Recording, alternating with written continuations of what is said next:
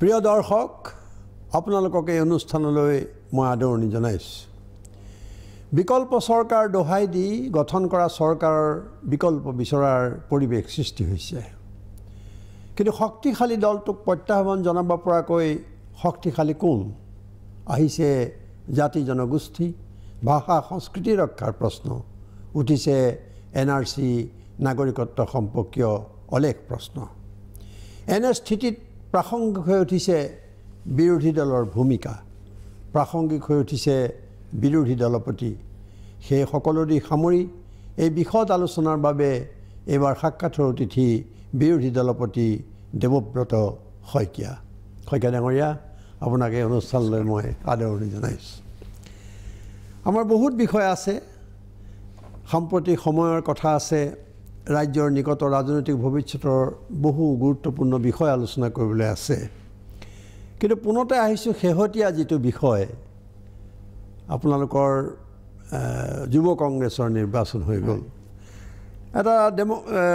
গণতান্ত্ৰিকভাৱে যুৱ কংগ্ৰেছৰ আমাৰ যিসকল বিষয়ববীয়া নিৰ্বাচিত হওক সেইটো বোধকৰোঁ ৰাহুল গান্ধীয়ে বিচাৰিছিল কিন্তু আমি ইয়াত দেখিলোঁ যে যুৱ কংগ্ৰেছৰ ফলাফল ওলাল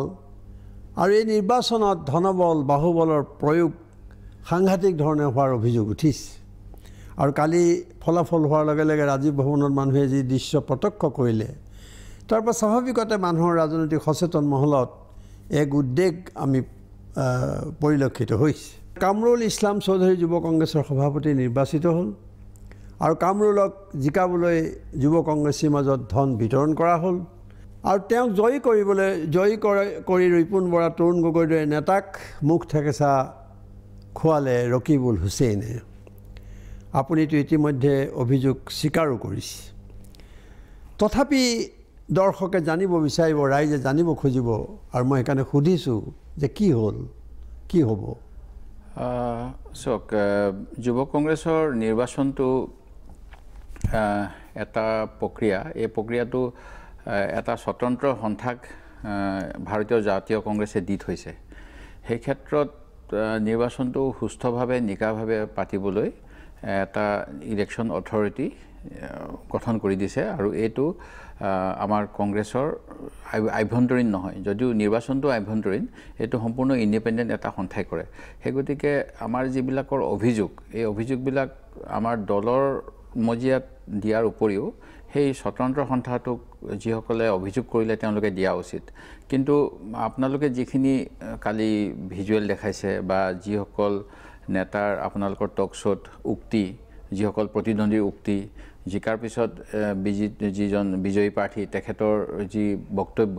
এই সকলোবিলাকতে আমি সকলোৱে কিছু নহয় কিছু পৰিমাণে ইনভলভ হৈ থকাটো স্পষ্ট হৈছে আৰু সকলো প্ৰাৰ্থীয়ে যিসকল দলৰ জ্যেষ্ঠ তেখেতসকলৰ পৰা আশীৰ্বাদ বিচাৰে এতিয়া সেই আশীৰ্বাদ কি পৰ্যায়লৈকে দিব পৰা যায় সেইটো আমি গোটেই সমগ্ৰ এটা চিটুৱেশ্যনটো চিনাৰীটো চাই পেলাই সিদ্ধান্ত লোৱা উচিত আৰু তাৰ অতিমাত্ৰা হ'লে মানে কিছু অসুবিধা হয় সেই গতিকে ইয়াত যদি তেনেকুৱা আপোনালোকে বা যিসকল প্ৰাৰ্থী তেওঁলোকে অতিৰিক্ত হোৱা বা খুব বেছি হস্তক্ষেপ হোৱাটো দেখিছে সেইখিনি কথা মই ভাবোঁ দলৰ মজিয়াৰ উপৰিও ইলেকশ্যন অথৰিটিক দিয়া উচিত যাতে যিটো ইলেকশ্যন অথৰিটিটো আপোনালোকক দিল্লীয়ে এইটো হয় এইটো চেণ্ট্ৰেলে এটা ইলেকশ্যন অথৰিটি ডেপুট কৰিছে আৰু তেওঁলোকৰে প্ৰতিনিধি আহি পেলাই গোটেই ইলেকশ্যনটো তেওঁলোক আছে নেকি এতিয়া গুৱাহাটীত খুব সম্ভৱ নাই তেওঁলোকৰ হেড অফিচ বাংগালোৰত সেইটো কিবা টেবলেটত কৰাইছিল গোটেই প্ৰক্ৰিয়াটো আৰু আপোনাৰ লগত যোগাযোগ হৈছে নেকি নাই আমাৰ লগত তেওঁলোকৰ কোনো যোগাযোগ হোৱা নাই মই কোনো এজন প্ৰতিনিধিকে দেখা পোৱা নাই মই মোৰ সমষ্টিটো নিৰ্বাচন হৈ গ'ল তেওঁলোকৰ 3টা পৰ্যায়ত আছিলে block returning officer district returning officer প্ৰদেশ ৰিটাৰ্ণিং অফিচাৰ মই কোনো এজনৰ নামো নাজানো মই দেখাও নাই কাৰণ যিটো কথা আমাক কৈছিলে যে আমি আঁতৰত থাকিব লাগে সেই গতিকে পৰাপক্ষত আমি আঁতৰত থাকিবলৈ যত্ন কৰিছোঁ কিন্তু আপোনাক মই কওঁ যে আমি কংগ্ৰেছৰ সাধাৰণ সদস্য হ'ব পাৰোঁ 5 টকা দি আমাৰ নেত্ৰী সোনিয়া গান্ধীও 5 টকা দি আমাৰ সদস্যপদ লৈছে ভাৰতীয় জাতীয় কংগ্ৰেছৰ, ময়ো 5 টকা দি লৈছোঁ, আৰু আমাৰ নিম্ন খাপৰ মানে গ্ৰাছৰুট লেভেলৰ কৰ্মীসকলেও 5 টকা দিয়ে 5 বছৰ বাবে সদস্য হ'ব পাৰে। কিন্তু যুৱ কংগ্ৰেছ আৰু NSYৰ ক্ষেত্ৰত এই এনেকুৱা অথৰিটিয়ে ইলেকশ্যন কণ্ডাক্ট কৰে, তেওঁলোকৰ একোজন সদস্যৰ বাবে 125 টকাকৈ দিব লগা হয়। সেই গতিকে এইটো এটা ব্যয়বহুল হয়েই, আৰু তেওঁলোকে ভোট দিবলৈ আহিব লাগে। তেওঁলোকৰ প্ৰশ্নটো এতিয়া বেলেগ হৈছে। এতিয়া তৰুণ গগৈ, ৰিপুণ বৰা লবি, দেৱব্ৰত শইকীয়া লবি, পদ্যুৎ বৰদলৈ লবি, এই কথাবোৰ খুব মুকলিকৈ আলোচনা হৈছে। আপুনি হয়তো ক'বলৈ অসুবিধা পালেও আজি ৰকিবুল হুছেইনৰ ভূমিকাটো একেবাৰে আমাৰ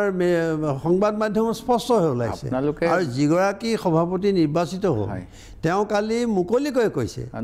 তেওঁ কৈছে যে ৰকিবুল হুছেইনক অস্তিত্ব নাই বুলি ক'লে কি হ'ব। আজি তেওঁ এই কথাবিলাকে স্পষ্ট কৰি দিছে যে কংগ্ৰেছৰ ভৱিষ্যতটো কোনফালে গতি কৰিছে। মই সেই গতিকে কৈছোঁ যে আমাৰ এটা নিজৰে আমি এটা লিমিটত আমি যেনেধৰণে নিজকে কণ্ডাক্ট কৰিব লাগে কৰাটো ভাল,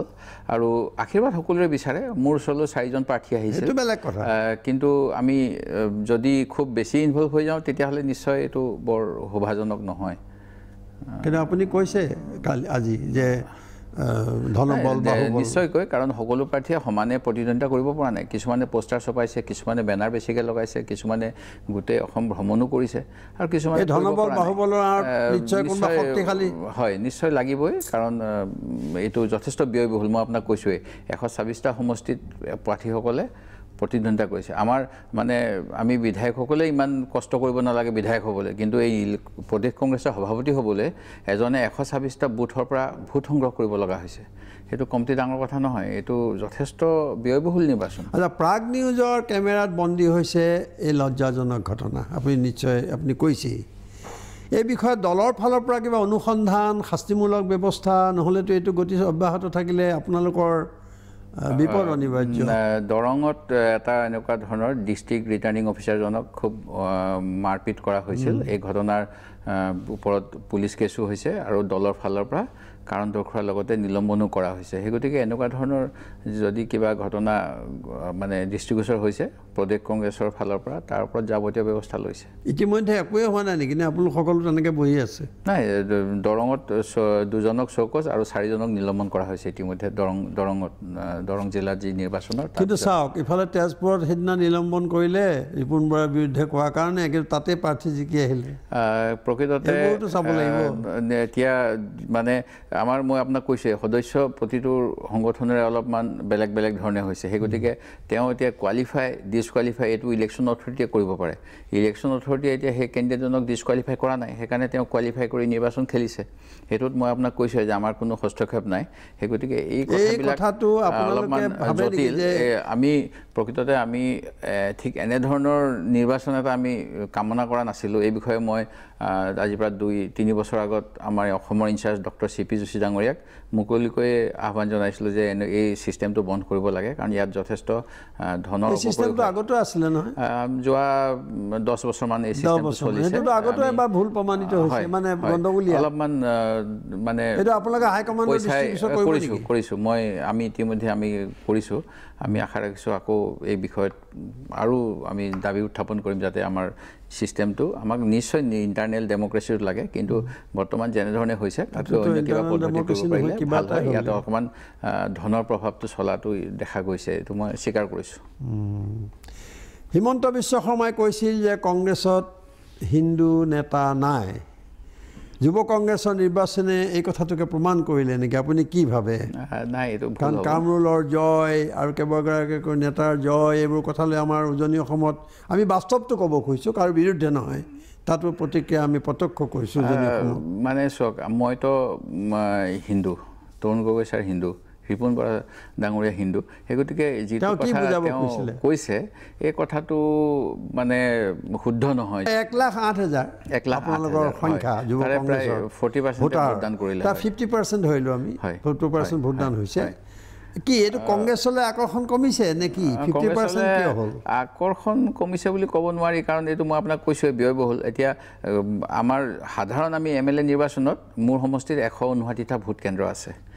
তেওঁ স্থানীয়ভাৱে ভোট দিব পাৰে এতিয়া আমাক যেতিয়া এই প্ৰক্ৰিয়াৰ পৰা আঁতৰত থাকিবলৈ কৈছে আমি তেওঁলোকক কোনো গাড়ী ঘোঁৰা যোগাৰ নকৰোঁ তেওঁলোকে এতিয়া নিজে আহিব লাগিব এই এটা সদৰলে আৰু আজি এতিয়া খেতিৰ বতৰ বা বিভিন্ন কাম থাকে তেওঁলোকৰ এতিয়া এই সকলক যদি কোনোবাই নিজে প্ৰেৰিত নকৰে উৎসাহিত নকৰে তেওঁলোকে নাহিবও পাৰে সেই গতিকে মই কৈছোঁ যে এই চিষ্টেমটোত কিছু ধনৰ প্ৰয়োজন আছে এইটো এটা ব্যক্তিগত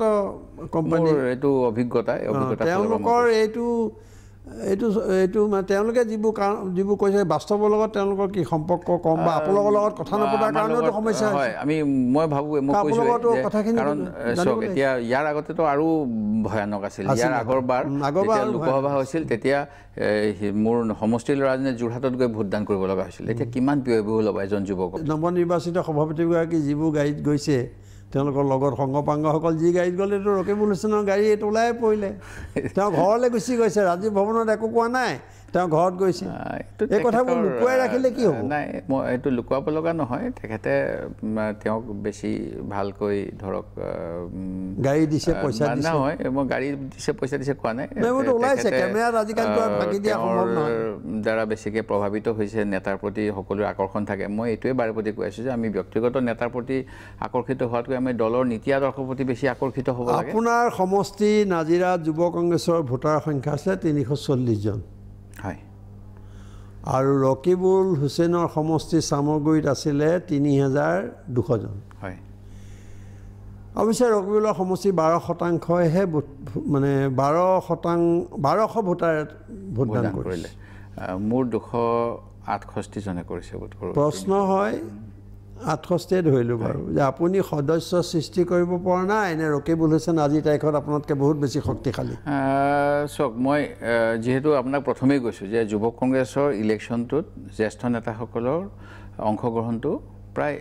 এইবাৰ কোনো কথা এনেকৈ স্পষ্টকৈ নক'লেও ইয়াৰ আগৰ প্ৰক্ৰিয়াকেইটাত আমি দেখিছিলোঁ যে আমাক মানে বাৰণ কৰা হৈছিল যে এইটো তেওঁলোকে নিজে কৰিব সম্পূৰ্ণ তেওঁলোকৰ দায়িত্ব সেই গতিকে মই একেবাৰে এইটোত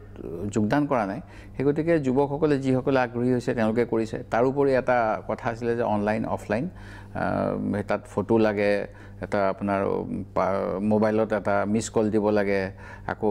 সেইবিলাক কিবা লোড কৰিব লাগে আৰু গাঁও অঞ্চলত এনেকুৱা বহুতখিনি সুবিধা মানে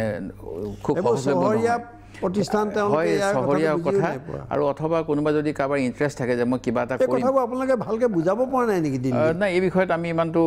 গুৰুত্ব দিয়া নাছিলোঁ এইটোও সঁচা কথা কিন্তু এতিয়া যি যেনেকুৱা ধৰণৰ কথা দেখিছোঁ আৰু অধিক গুৰুত্ব দি পেলাই ক'ব লাগিব নতুন যে সভাপতিগৰাকী হ'ল তেওঁ আপোনাক দেখা কৰিলেনে আশীৰ্বাদ ল'লেনে মই লগ পোৱা নাই এতিয়ালৈকে তেওঁক আপোনাৰ আশীৰ্বাদ লোৱা নাই আপুনি অলপ আগতে ক'লে নেতা আপুনি বিৰোধী দলপতি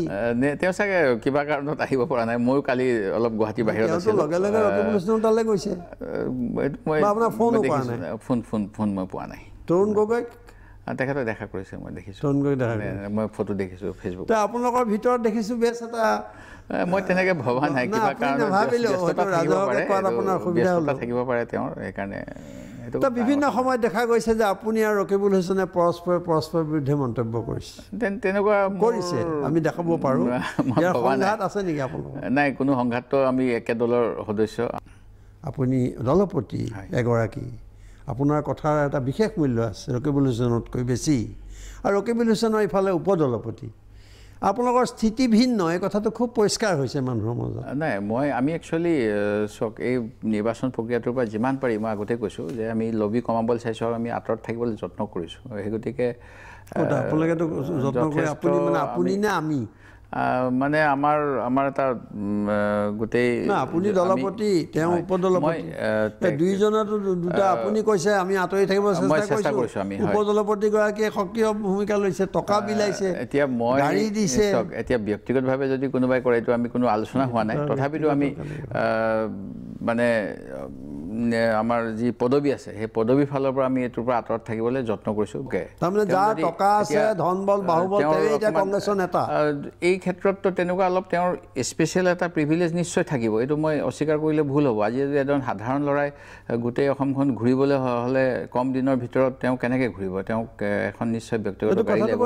এখন গাড়ী তেওঁৰ পইচা লাগিব বা তেওঁৰ মানে নিৰ্বাচনত খেলিম বুলি তেওঁ যথেষ্ট নেটৱৰ্কিং কৰিব লাগিব এতিয়া হয় নেটৱৰ্কিং থকা তাৰমানে টকাৰ ধনে এটা সাংঘাতিক মুখ্য ভূমিকা পালন কৰিব, কিছু ভূমিকা নিশ্চয় পালন কৰিব। এইটো ভয়ংকৰ কথা আমাৰ সেই গতিকে এতিয়া কেম্পেইনৰ লগতে আমাক এনেকুৱা তেওঁলোকক কিবা এটা প্লেটফৰ্ম দিব লাগিছিল, কমন প্লেটফৰ্ম, যাৰ যোগেদি তেওঁলোকে নিজৰ নিজৰ বক্তব্য তেওঁলোকে কি কৰিব এই কথাবিলাক ক'ব পৰা। ৰাহুল গান্ধীৰ প্ৰচেষ্টাটো সৎ আৰু এতিয়াও এইটো ৰূপায়ণ কৰিবলৈ আমাক শুদ্ধভাৱে মানে একদম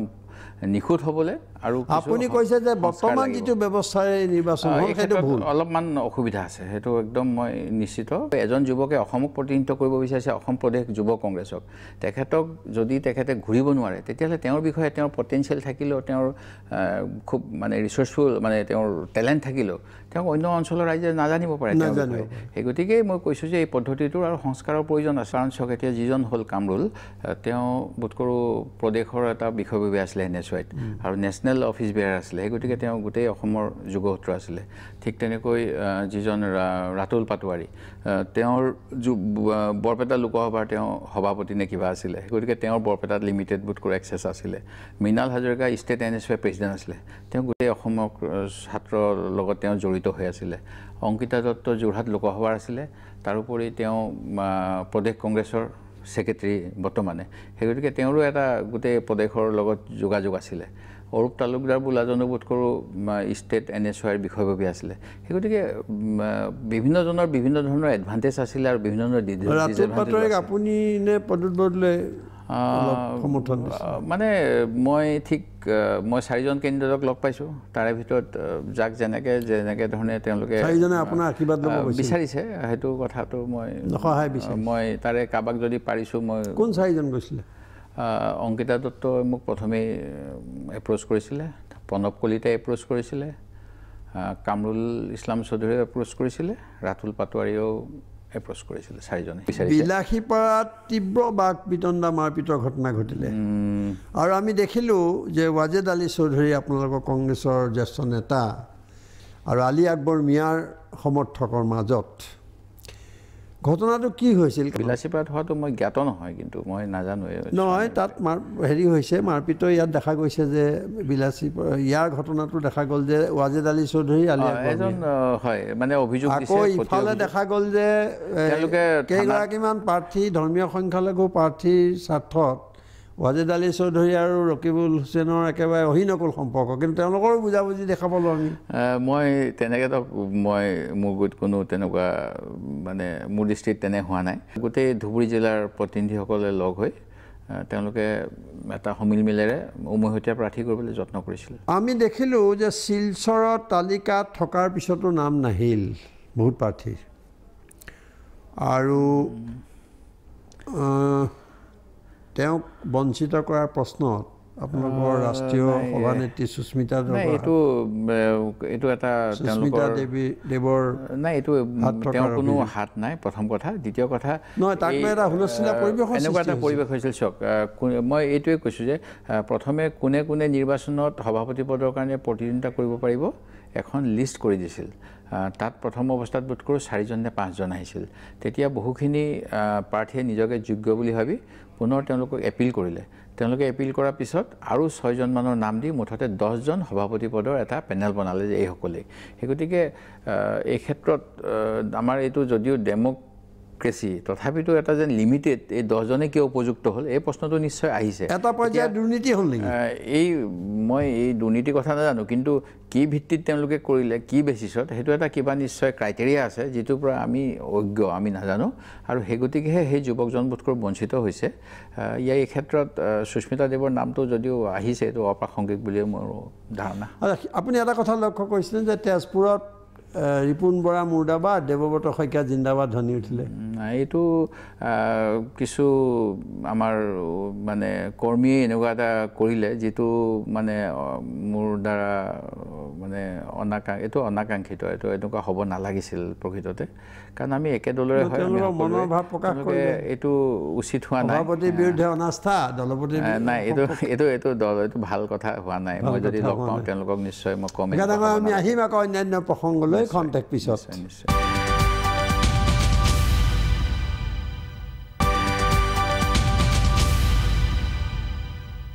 আমি পাতি আছিলোঁ যুৱ কংগ্ৰেছৰ নিৰ্বাচনক কেন্দ্ৰ কৰি কংগ্ৰেছৰ অভ্যন্তৰত সৃষ্টি হোৱা পৰিস্থিতিৰ বিষয়ে। সাধাৰণতে কোৱা হয় যে কংগ্ৰেছৰ শত্ৰু কংগ্ৰেছেই আৰু এই কথাবিলাকে কৰ্মকাণ্ডই আকৌ এবাৰ এইটোকে প্ৰতিপন্ন কৰিলে আপুনি কি কয় যে সত্যতাকে প্ৰতিপন্ন কৰা নাই জানো নাই এইটো মানে মই সেইকাৰণে প্ৰথমেই ক'লোঁ যে আমি লবিকেন্দ্ৰিক ৰাজনীতিৰ ঊৰ্ধত কৰিব লাগিব তেহে আমাৰ আগন্তুক ইতিমধ্যেতো ক্ষতিটো হৈয়ে গ'ল নহয় ক্ষতি অলপ হৈছে কিন্তু এতিয়া আপোনালোকৰ দলৰ ফালৰ পৰা যুৱ কংগ্ৰেছৰ কোনোবা দিল্লীলৈ যাব সেইটো আকৌ প্ৰক্ৰিয়া হ'ব তাত গৈ আপোনাৰ বিৰুদ্ধে ক'ব কোনোবাই গৈ পেলাই ৰিপুণ বৰাৰ বিৰুদ্ধে ক'ব নাই এইবিলাক চলি থাকে কিন্তু আমি এইবিলাকৰ ওপৰত কাম কৰিবই লাগিব এইখিনি কথা মই ইমান গুৰুত্ব কিন্তু আপোনালোকৰ প্ৰদেশ কংগ্ৰেছ অসমৰ যি সদায় চলি থাকে কংগ্ৰেছত নহয় যাৰ দায়িত্ব আছিলে তেওঁ হ'ল CP যোশী হয় আমিতো আজি যোৱা 2 মাহ তেওঁ কোনো খা খবৰ দেখা নাই যোশী ছাৰ বৰ্তমানে অলপমান শাৰীৰিকভাৱে তেখেতে কিছু বিশ্ৰামৰ প্ৰয়োজন হৈছে স্বাস্থ্যজনিত কাৰণত সেই গতিকে তেখেতে কিন্তু আমি শুনিছোঁ যে তেওঁ অসমক লৈ পেলাই বৰ আগ্ৰহী নহয় তেখেতৰ মানে আগন্তুক সময়ত এটা পৰিকল্পনা আছে ৰাজস্থানৰ পৰা সাংসদ হোৱাৰ সেই গতিকে তেখেতে মানে সোনকালে অব্যাহতি লোৱাৰ কথাও চলি আছে আৰু কোনোবা কাক দিব এনেকুৱা ওলাইছে নাই এই বিষয়ে মই জ্ঞাত নহয় কিন্তু তেখেতৰ ইচ্ছাটো যোৱাবাৰ আমি লগ পাওঁতে কৈছিল যে মই অব্যাহতি ল'ম সোনকালে অসমৰ দায়িত্বৰ পৰা এতিয়া আমি আহোঁ এটা প্ৰসংগলৈ যে বিজেপিক লৈ ৰাইজৰ অসন্তুষ্টি আমি প্ৰত্যক্ষ কৰিছোঁ চাৰিওফালে কংগ্ৰেছ দলটোক পুনৰ শক্তিশালী কৰাৰ এটা সুযোগ আহি পৰিছে আপোনালোকৰ সন্মুখত আপোনালোকে নিশ্চয় এইটো অনুভৱ কৰিছে এই সুযোগটো কংগ্ৰেছে গ্ৰহণ কৰিব পাৰিছে বুলি বহুতে ভবা নাই আপুনি কি কয় চাওক প্ৰকৃততে কংগ্ৰেছৰ যিটো মানে বৰ্তমান সময়ত আমি বিৰোধী দলৰ ভূমিকাই পালন কৰিব লাগিব আৰু এইখিনি আমি যিমান পাৰোঁ চেষ্টা কৰি আছোঁ আৰু যদি বিকল্প কিবা এটা কথা আহিব লগা হয় এইটো যিসকলে বৰ্তমান শাসক দলক সমৰ্থন কৰি আছে তেখেতসকলৰ মাজৰ পৰাই আহিব লাগিব প্ৰথমতে কাৰণ মূল কথাটো হৈছে যে এতিয়া সেইকাৰণে আপোনালোকে বিকল্প চৰকাৰ প্ৰস্তাৱ দিছিল নিশ্চয় যিখিনি প্ৰতিশ্ৰুতি এইটো অলপ অপৰিপক্ক নহ'ল নহয় কি কাৰণে নহয় বুলি ভাবোঁ যে তেওঁলোকৰ মূল এটা কণ্ট্ৰাডিকশ্যন আছে যে কমন মিনিমাম প্ৰগ্ৰেম নাছিলে তেখেতসকলৰ অসমৰ আঞ্চলিক দল অসম গণ পৰিষদ যি অসমৰ জাতি মাতি ভেটিৰ কথা কয় আৰু ৰঞ্জিত দাস ডাঙৰীয়াই কয় যে মই ভাৰতৰ জাতি মাতি ভেটিৰ কথা কৈছোঁ এটা গতিকে মানে বৃহৎ এটা পাৰ্থক্য আছে দুইটা দলৰ দৃষ্টিভংগীৰ আৰু এতিয়া যি আমাৰ NRC প্ৰক্ৰিয়া হওক বা নাগৰিকত্ব আইন এই সমূহতে হওক বা অসমৰ ক্ষেত্ৰত বিভিন্ন ধৰণৰ যিখিনি আজি কেন্দ্ৰ চৰকাৰৰ যিখিনি যোৱা সময়ছোৱাত প্ৰতিশ্ৰুতি তেওঁলোকে সকলোখিনিতে কৈছিলে যে অসমক এটা বেলেগ দৃষ্টিভংগী দিব কিন্তু এতিয়া যিখিনি দেখা গৈছে যে তেওঁলোকে প্ৰতিটো কথাতে তেওঁলোকে মানে এটা ইউটাৰ্ণ লৈ আছে সেই গতিকে যিখিনি কথাৰ বাবে কংগ্ৰেছ দলক বেয়া পাইছিল আপোনালোকৰ শক্তিশালী কৰাৰ যিটো সুযোগ সেই সুযোগটো আপোনালোকে ভালদৰে গ্ৰহণ কৰিব পাৰিছে আমি আমাৰ সংগঠন যেনেধৰণে মজবুত কৰিবলৈ প্ৰচেষ্টা ল'ব লাগে এইখিনি লোৱা হৈ আছে আৰু দল কিন্তু আপোনালোকে এতিয়া নাগৰিকত্ব বিধেয়কখনকে ধৰক অসমত সকলো দলৰে ইমান ডাঙৰ ডাঙৰ সমাৱেশ হৈছে হয় মানুহ ওলাই আহিছে ৰাজপথলৈ কিন্তু আপোনালোকে তেনেকুৱা কোনো সমাৱেশ কৰিব পৰা নাই ঠিক আমি সমাৱেশ কৰা নাই দুইফালে খেলিছে নাই আমি আমাৰ স্থিতি স্পষ্ট আমি ভাৰত চৰকাৰ ৰাষ্ট্ৰপতি কিন্তু আপোনালোকৰ নেতাসকলৰ পৰস্পৰ বিৰোধী কথা শইকীয়া নাই আপুনি কৈছে এটা ৰিপুণ বৰাই কৈছে এটা তৰুণ গগৈ কৈছে এটা নাগৰিকত্ব আপোনালোকৰ মুখপাত্ৰ আহে আমাৰ আলোচনাত তাতকৈ এটা নাই আমি সকলোৱেতো 71 চনৰ পিছৰ কোনো এজনকে অসমত স্থান দিয়াৰ কথা কেতিয়াও কোৱা নাই আমাৰ অসম চুক্তি অনুসৰি আমি আপোনালোক এইটো কাৰণে ৰৈ আছে নেকি যে বিজেপিৰ প্ৰতি মানুহৰ অনীহা হ'ব অসন্তুষ্টি বাঢ়িব আপোনালোকক ভোট নিদিয়াৰ উপায় কি এনেকুৱা এটা ভাৱনা আছে নেকি তেনেকুৱা কথা নাই কিন্তু চাওক নিৰ্বাচনৰ সময়তে আহিব সেই গতিকে মই তাৰ আগতে কিবা এটা চৰকাৰ পৰিৱৰ্তনটো বিচাৰিব নোৱাৰোঁ আমাৰ ফালৰ পৰা কিন্তু যদি যিসকলে এটা নতুন পৰিৱৰ্তনৰ বাবে এখন চৰকাৰত সহযোগ কৰিছে তেখেতসকলৰ প্ৰথমতে মোহভংগ হৈ পেলাই তেখেতসকল ওলাই আহিলে আমি সমৰ্থন কৰাৰ পক্ষত আছোঁ বুলি মই কৈছোঁৱেই এতিয়া গোটেই ঘটনাটো হৈছে যে অসম চুক্তি আপোনালোকৰ সেই প্ৰস্তাৱে জানো কিবা সঁহাৰি পালে এতিয়া এইটোতো আমি আমাৰ অফাৰটো অপেন কৰি দিছিলোঁ যিসকলে অসম আন্দোলন মুখ্যমন্ত্ৰীগৰাকী কোন হ'ব এইটো কৈ দিলে কেনেকৈ আমি মুখ্যমন্ত্ৰী কাক কোন হ'ব কোৱা নাই মই এইখিনি আমাৰ বিধায়িনী দলৰ যিসকল সদস্য তেখেতসকলৰ মাজৰ পৰা হ'ব লাগিব মই সৰ্বানন্দ সোণোৱাল ডাঙৰীয়াও যদি অসম চুক্তিৰ সপক্ষে বিজেপি দল ত্যাগ কৰি আগবাঢ়ি আহে তেখেতকো সমৰ্থন দিবলৈ প্ৰস্তুত বুলি কৈছোঁ অতুল বৰা ডাঙৰীয়া অসম গণ পৰিষদৰ আপোনাৰ প্ৰফুল্ল মহন্ত ডাঙৰীয়াই স্বাক্ষৰ কৰি আহিছে অসম চুক্তি তেখেতসকলৰ মাজৰ পৰা যিজনেই হয় আমি সমৰ্থন দিম বুলি কৈছোঁ অসম চুক্তিৰ স্বাৰ্থত যিটো তাৰপিছত আপোনাৰ কোৱাত বাৰু অসুবিধা হ'ব কিন্তু এনে কোনোবাই আপোনালোকৰ লগত যোগাযোগ কৰিছে নেকি মই এতিয়াও মোক কোনো তেনেকৈ যোগাযোগ কৰা নাই তেখেতসকলে আপোনালোকেও গম পায় তেখেতসকলে কৈছে যে ৰিপুণ বৰাই কৈছিলে যে যিহেতু তেখেতৰ লগত এটা যোগাযোগ হ'ব পাৰে সভাপতি হিচাপে মোৰ লগত তেনেকৈ হ'বলৈ হ'লেতো মানে অলপ বেলেগ ধৰণৰ হ'ব লাগিব আমি বিধানসভাত ফ্ল'ৰতহে আমি কিবা কৰিব পাৰিম সেই গতিকে দুৰ্নীতিৰ অভিযোগতে প্ৰধানকৈ ৰাইজে কংগ্ৰেছক মানে প্ৰত্যাখ্যান কৰিছে হয় এইটো খুব প্ৰচাৰ চলিছিলে আমাৰ বিৰুদ্ধে প্ৰচাৰ নহয় এইটো হয় আপোনালোকৰ ভিতৰত থাকি যি দুৰ্নীতি সংঘটিত হৈছিল আজি আপুনি হয়তো মুকলিকৈ কোৱাত অসুবিধা থাকিব পাৰে সেই কথাটোৱে কংগ্ৰেছক আটাইতকৈ অপকাৰ কৰিলে কেইটামান আৰু 2-4জন ব্যক্তিৰ চলিছিল যিটো মানে ভূমিকা তেওঁলোকৰ যি দুৰ্নীতি কেলেংকাৰী এই কথাবিলাকে কংগ্ৰেছক ধ্বংস কৰিলে সেইটো আৰু নামকেইটা নকলেও সকলোৱে বুজি পায়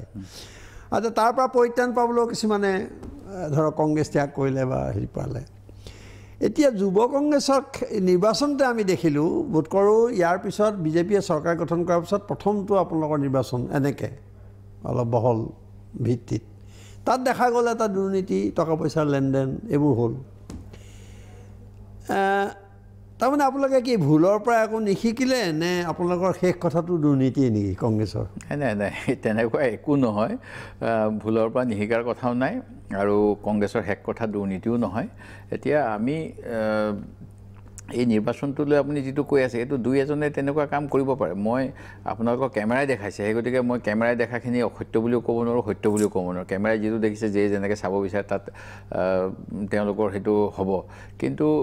আমি দুৰ্নীতিৰ ক্ষেত্ৰত যদি কোনোবাই ব্যক্তিগতভাৱে দুৰ্নীতি কৰিছে দলে কেতিয়াও তাৰ বাবে দায়িত্ব ল'ব নোৱাৰে প্ৰথম কথা সেইটো আমি যিকোনো দুৰ্নীতিৰ তদন্ত কংগ্ৰেছে সদায় বিচাৰিব কংগ্ৰেছৰ দিনৰ দুৰ্নীতিয়ে হওক বা বিজেপিৰ দিনৰে দুৰ্নীতি হওক আমি দুৰ্নীতিৰ বাবে যে কংগ্ৰেছ দলটোক আমি বদনাম কৰিব লাগিব এনেকুৱা কথা নহয় যদি কাৰোবাৰ আমাৰ দুৰ্নীতি আছে তাৰ তদন্ত কৰিবলৈ আমি আহ্বান জনাইছোঁ মুখ্যমন্ত্ৰী ডাঙৰীয়াও কৈছে এই দায়িত্ব ল'ব নোৱাৰাটো এটা বেলেগ প্ৰশ্ন কিন্তু এইটোতো আছে যে দুৰ্নীতিৰ যদি গুৰুতৰ বহুত অভিযোগ উত্থাপিত হয় তাত এটাতো ভূমিকা থাকিব আপোনালোকৰ এতিয়া তেনেকুৱা একেবাৰে যে আপোনালোকে নিৰ্লিপ্ত হৈ চকু কাণ মুদি আৰু আইনে নিজৰ পথ ল'ব এইটো কথা আইনেতো পথ ল'বই লাগিব আমি আইনক বাধ্য কৰিব লাগিব আপোনালোকেতো অন্ততঃ কিবা এটা দেখুৱাব লাগিব বোলে নহয় ইমান দুৰ্নীতিৰ প্ৰশ্ন আহিছে আপোনালোকৰ নিজস্ব ফালৰ পৰাই এটা এই ক্ষেত্ৰত যদি স্পষ্টকৈ আপুনি কাৰ কথা কৈছে মই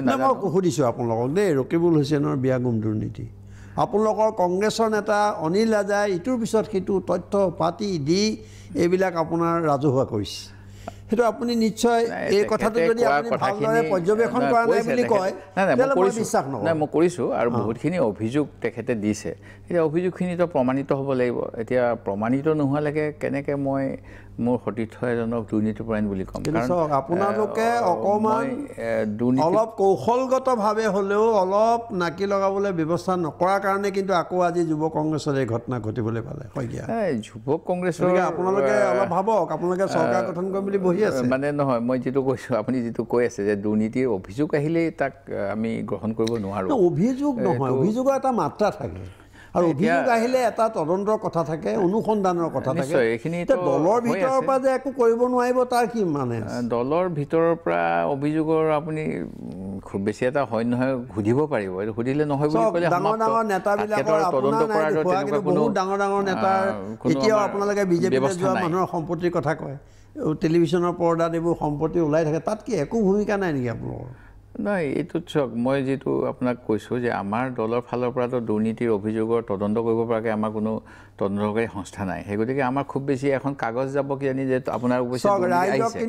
তেওঁলোকে কৈ দিব যে মই দুৰ্নীতি কৰা নাই আমি সিমানতে সমাপ্ত হ'ব লাগিব আপোনালোকে মুখ্য জ্ঞান নকৰিব নিশ্চয় ৰাইজৰ নিজস্ব এটা ধাৰণা আছে তেওঁলোকে দুৰ্নীতি দেখে একো নালাগে তদন্ত অনুসন্ধান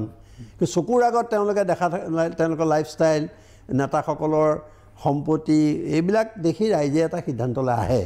গতিকে আপোনালোকৰ বিশ্বাসযোগ্যতা ঘূৰাই আনিবৰ কাৰণে আপোনালোকে কি কৰিছে এইটো কওকচোন বাৰু আপোনালোকে ৰৈ আছে নেকি যে CBI যি ক'ব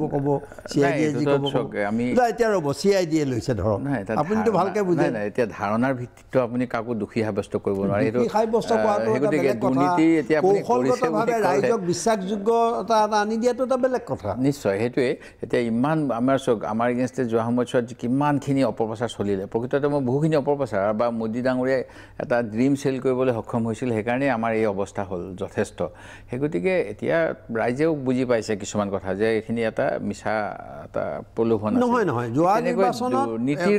কথাটোৱে নহয় দুৰ্নীতিৰ কথাটো নিজৰ কবৰ নিজে খান্দিছিল নাই এতিয়া চাওক সৰ্বানন্দ সোণোৱাল ডাঙৰীয়াই কৈছিলে যে মই দুৰ্নীতিৰ বিৰুদ্ধে জিৰ' টলাৰেঞ্চ সেই গতিকে মই আজি আপোনাৰ সন্মুখত তেখেতক মুকলি আহ্বান জনাইছোঁ আমাৰ যদি কংগ্ৰেছৰ দিনত কিবা দুৰ্নীতি হৈছিল সকলোখিনি তেখেতে তদন্ত কৰি যিসকল দুৰ্নীতিগ্ৰস্ত তেখেতসকলক যাৱতীয় আইনী প্ৰক্ৰিয়াত ব্যৱস্থা লওক আমি তাত কোনো উত্তৰটো শুনি ৰাইজ কিন্তু নাই নিশ্চয় এইটো দায়িত্ব তেওঁলোকে দুৰ্নীতিমুক্ত প্ৰশাসন দিয়াৰ কথা আছে গতিকে মই তেখেতসকলক আহ্বান জনাব লাগিব দুৰ্নীতিটো কমা নাই দুৰ্নীতি বাঢ়িছে আপুনি চাওক আজি মুখ্যমন্ত্ৰী সমস্ত গ্ৰাম্যোন্নয়ন যোজনাত ট্ৰেক্টৰ দিয়াৰ কথা আজিলৈকে দিব পৰা নাই হিমন্ত বিশ্ব শৰ্মাই দিম বুলি কৈছিল আজি 2 বছৰ হৈ গ'ল বীজ নিগমৰ বা বীজৰ যি কেলেংকাৰী প্ৰথম বছৰৰ পৰা এতিয়ালৈকে কেলেংকাৰী চলি আছে যোৱাকালি কাকতত দিছে ক'ৰবাত শুৱালকুছি ফালে বোধকৰো পথাৰতে শস্য জ্বলাই দিছে ৰাইজে বিভিন্ন দুৰ্নীতি চলি আছে আজি মথাউৰি নিৰ্মাণৰ কথা প্ৰশাসনত কমিছে বুলিতো মোৰ ধাৰণা হোৱা নাই খবৰটো পায় আপোনালোকে নিশ্চয় পাওঁ বিভিন্ন এতিয়া কোনো ফাইল এতিয়া আগনেবাঢ়ে পইচা নিদিলে এতিয়াতো কোনো কামেই হোৱা নাই উন্নয়নৰ কাম হোৱা নাই আপোনাৰ হয়তো আমি আহিম অন্যান্য প্ৰসংগলৈ খন্তেক পিছত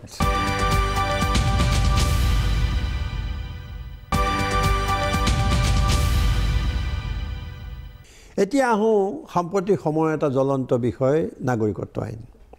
এই বিষয়ত আপুনি কৈছে ইতিমধ্যে যে আপোনালোকৰ দলৰ স্থিতি স্পষ্ট কিন্তু তথাপিও আপোনালোকৰ মাজত ক'ৰবাত অলপ খেলি মেলি দেখা যায় JPC আহিবৰ সময়ত বৰাকত যিটো হৈছিল পিছত অৱশ্যে এইটো কোৱা হৈছে যে কেন্দ্ৰৰ মানে দিল্লীৰ হস্তক্ষেপত হাইকমাণ্ডৰ হস্তক্ষেপত বিষয়টো এতিয়া চিজিল লাগিছে বুলি কোৱা হৈছে তথাপিও আপোনালোকে ধৰক যিধৰণে প্ৰতিবাদ কৰিব লাগিছিলে সেইটো প্ৰতিবাদ নকৰা কথাটোৱে কিন্তু নহয় চাওক যিটো নাগৰিকত্ব বিল এই বিলখনৰ বিষয়ে আমি যিটো মত বৰাক ভেলীটো ইয়াক কিন্তু কংগ্ৰেছে সমৰ্থন কৰা নাই কংগ্ৰেছে কৈছে যে এই বিলখন অসাংবিধানিক সেই গতিকে এইখন গৃহীত হ'বই নোৱাৰে সেইটো ভিউ হ'ল বৰাক ভিউৰ ফালৰ পৰা বৰাক ভেলীত আমাৰ যিখন ৰিপ্ৰেজেণ্টেশ্যন এই কথাটো কোনো ওলোৱা নাই বাকী এটা তাতে জনমত আহিছে যে এইখনৰ মানে আহিব লাগে সৃষ্টি কৰা হৈছে তাতে সকলো মানে এইটো কোনো দল আপুনি কি ভাবে এইখন আনিব সম্পূৰ্ণৰূপে মই ভাবোঁ যে এইটো 1925 চনত যি RSSৰ জন্ম তৰুণ গগৈ যে এদিনাখন ক'লে ইমান চনলৈকে গোটেই ভোটাৰ তালিকাৰ নহয় 1900 চাওক এতিয়া মই কওঁ 1925 চনতে RSS প্ৰতিষ্ঠা হৈছে তেখেতসকলৰ এটাই লক্ষ্য হিন্দু ৰাষ্ট্ৰ বনোৱা আৰু যিসকলে হিন্দু ধৰ্ম গ্ৰহণ কৰিব তেখেতসকলৰ নিজৰ যিটো ধাৰণাৰ হিন্দু ধৰ্ম বা যিটো হিন্দুত্ব তেখেতসকলৰ বাবে ভাৰতবৰ্ষখন এখন ৰাষ্ট্ৰ আৰু গোটেই পৃথিৱীৰ যিকোনো হিন্দুক ইয়াতে তেওঁলোকে আশ্ৰয়স্থলী দিব বিচাৰে সেই গতিকে আমাৰ সংবিধানে সেইটো কেতিয়াও গ্যাৰান্টি নকৰে নাই এইটো কৈ পেলাই তেওঁলোকৰ দৰ্শন RSSৰ সেইটো এটা থিয়ৰী আৰু সেই থিয়ৰীটো তেওঁলোকে ৰূপায়ণ কৰিবলৈ যত্ন কৰিবই সেই গতিকে এই বিলখন 100% আনিব যিখন বিল তেওঁলোকে জানে অসাংবিধানিক পৰৱৰ্তী সময়ত কি ধৰণে প্ৰতিবাদ কৰিব আমাৰ এইখন যিটো প্ৰক্ৰিয়া আছে আমি ন্যায়িক প্ৰক্ৰিয়া নিশ্চয় কৰিব লাগিব সংসদত ল'ব লাগিব আমাৰ অসমৰ বিধানসভাত আমি বিশেষ অধিৱেশন বিচাৰি আছোঁ যিটো আমাক দিয়া হোৱা নাই মুখ্যমন্ত্ৰী ডাঙৰীয়া এই ক্ষেত্ৰত নেতৃত্ব ল'ব লাগে এতিয়া যে ওলাই আছে ধৰক 30 তাৰিখেতো বাৰু নহ'ব বুলি ওলাইছেই আৰু এটা হয়তো সময় এই যে হুলস্থুল লগাইছে যে চৰকাৰে যে পৰিৱেশ এনেকুৱা হ'ব আইন শৃংখলাৰ পৰিস্থিতি হ'ব ইমান কেন্দ্ৰীয় বাহিনী আনিছে ইত্যাদি আপুনি কি ভাবে এইটো তেখেতসকলৰ এটা কৌশল মই ভাবোঁ যে নাগৰিকত্ব আইনখন যে প্ৰয়োজনীয় এই কথাটো বুজাবলৈ তেখেতসকলে যথেষ্ট লোকক বঞ্চিত কৰিব এই NRCত সোমোৱাৰ পৰা জেনুইন ভাৰতীয় নাগৰিকক বঞ্চিত কৰিব প্ৰথম অৱস্থাত যাতে এটা বাতাবৰণ সৃষ্টি হয় যে বহু হিন্দু লোক বাদ পৰি গৈছে তেওঁলোকক আমি আশ্ৰয়স্থলী হিচাপে এই বিলখন গ্ৰহণ কৰিব ইয়াত মুছলমান বেছি বাদ পৰিব বুলি ভাবে মুছলমানো বাদ পৰিব হিন্দুও বাদ পৰিব এই যিটো সংখ্যা কোৱা হয় আগতে কংগ্ৰেছৰ দিনতো কোৱা হৈছিলে 50 লাখ 60 লাখ এইবিলাক এতিয়া সেইটোতো হয় কথা গৃহ মন্ত্ৰালয়ে কৈছিলে তৰুণ গগৈ কৈছিলে গৃহ মন্ত্ৰালয়ে কৈছে কিন্তু বিভিন্ন ধৰণৰ ৰিচাৰ্চ পেপাৰ আছে যিবিলাক ৰিচাৰ্চ পেপাৰে কৈছে যে এনেকুৱা ধৰণৰ হোৱা নাই কমি আহিছে বা হিন্দুহে বেছি আহিছে এতিয়া আপোনাৰ মতে কিমান হ'ব সংখ্যা মই সংখ্যা ক'ব নোৱাৰিম কিন্তু মই যিটো ধাৰণা কৰিছোঁ যে প্ৰথম পৰ্যায়ত যথেষ্ট সংখ্যক লোক বাদ পৰিব এপিল যেতিয়া হ'ব বহুতে নিজৰ কাগজ পত্ৰ দেখাই পেলাই সোমাব পাৰিব কাৰণ এপিল কৰাৰ পিছত কিমান দিনত কেছবিলাক সেটেলমেণ্ট হ'ব এইবিলাক ৰাষ্ট্ৰপতি ওচৰ পালেগে এনেকুৱা এটা সময় আমি NRC-খনত কিছু বৈষম্য দেখা গৈছিল এতিয়া আপুনি জানে যে আজি কিছুদিন আগতে চিৰাঙত এজন লোকে আত্মহত্যা কৰিছে তেওঁৰ জীয়েকৰ নাম গোটেই তথ্য থকাৰ পিছতো ফৰেনাৰ বুলি মানে ডিক্লেয়াৰ হ'বলৈ গৈ আছিলে ঠিক তেনেকৈ যোৱাকালি ঘটনা হৈছে আপুনি জানে চিৰাঙৰ কি হৈছে আমি নাজানো কিন্তু গৃহমন্ত্ৰীক কোৱাৰ পিছত অসমলৈ RGI আৰু হোমৰ জইণ্ট ছেক্ৰেটাৰী অসম ইনচাৰ্জ আহিছিল আমি বহু ক্ষেত্ৰত দেখা গৈছে এক্সপাৰ্টি হিয়াৰিং হৈছে আপোনাৰ মতে মানে গণ্ডগোল নহয় বিশেষ গণ্ডগোলটো আমি হোৱাটো কেতিয়াও নিবিচাৰোঁ আৰু চেষ্টা কৰিলে চৰকাৰে তেওঁলোকক বাধা দিব লাগিব কিন্তু বহু ভাৰতীয় নাগৰিকৰ নাম যে বাদ পৰিব গণ্ডগোল হ'ব পাৰে সেই গতিকে আমি কৈ আছোঁ যে এইটো এটা প্ৰক্ৰিয়া থাকিব আৰু এই প্ৰক্ৰিয়াত আইনৰ মাজেৰে হ'ব লাগিব সেই গতিকে হয় আমি ফ্ৰী লিগেল এইড দিয়াৰ কথা কৈছোঁ যিসকলে এইখিনি প্ৰকাশ হোৱাৰ লগে লগে এটা উত্তেজনা হ'ব পাৰে সেই গতিকে এই ক্ষেত্ৰত মই আনকি আমাৰ NRC সেৱা কেন্দ্ৰ লেভেল বা পুলিচ ষ্টেচন লেভেল সকলো ৰাজনৈতিক স্বীকৃত ৰাজনৈতিক দলক লৈ মেম্বাৰশ্বিপ মানে এখন কমিটি কৰিব কৈছোঁ মই থানা লেভেল কমিটি চৰকাৰী ৰিটায়াৰ্ড বিষয়া আৰু ৰাজনৈতিক দলৰ প্ৰতিনিধিসকলক লৈ যাকে জনসাধাৰণক আশ্বস্ত কৰিব পাৰে যে ইয়াৰ পিছতো এপিল কৰাৰ ব্যৱস্থা আছে কোৰ্টৰ যোগেদি আইন ন্যায় পোৱাৰ ব্যৱস্থা আছে সেই গতিকে আপুনি এতিয়া অলপ আগতে উল্লেখ কৰিলে যে হিন্দু বাংলাদেশীৰ ৰক্ষক বা আমি সকলোৱে দেখিছোঁ কাম কাজৰ জৰিয়তে যে বিজেপি হিন্দু বাংলাদেশীৰ ৰক্ষক আৰু আপোনালোক হ'ল নাই তেনেকুৱা কথা আপোনালোক মুছলমান বাংলাদেশীৰ আমি সহানুভূতিশীল এই কথাটো নহয় এই অভিযোগ আছে এই অভিযোগ বহুত আছে বেয়া বেয়া অভিযোগ সেই তেনেকৈ এপিজমেণ্ট পলিচি লৈ মুছলিম এপিজমেণ্ট পলিচি লৈ বহুত চৰ্চা হৈছে কংগ্ৰেছক অসমত মানে আপোনালোকে মুছলমান ভোট বেংক কৰিলে তেওঁলোকে হিন্দু ভোট বেংক কৰিব একেবাৰে কথা নহয় এইটো কাৰণ যদি আজি অসমৰ 40টা হ'ব পাৰে কিন্তু আজি অসমত যদি 40টা মুছলমান অধ্যুষিত সমষ্টি আছে আমাৰ তাত 15টা 20টাতহে কংগ্ৰেছৰ প্ৰতিনিধি জিকি আহে বাকী অন্য দলবিলাকৰ প্ৰতিনিধি কেতিয়াও কংগ্ৰেছৰ ভোট বেংক নহয় আমি অসমৰ স্বাৰ্থত কাম কৰোঁ কিন্তু অসমত এনেকুৱা এটা আমাৰ কংগ্ৰেছ বিৰোধী শক্তিসমূহে সদায় এনেকুৱা এটা ধাৰণা দিব বিচাৰে যে কংগ্ৰেছে মই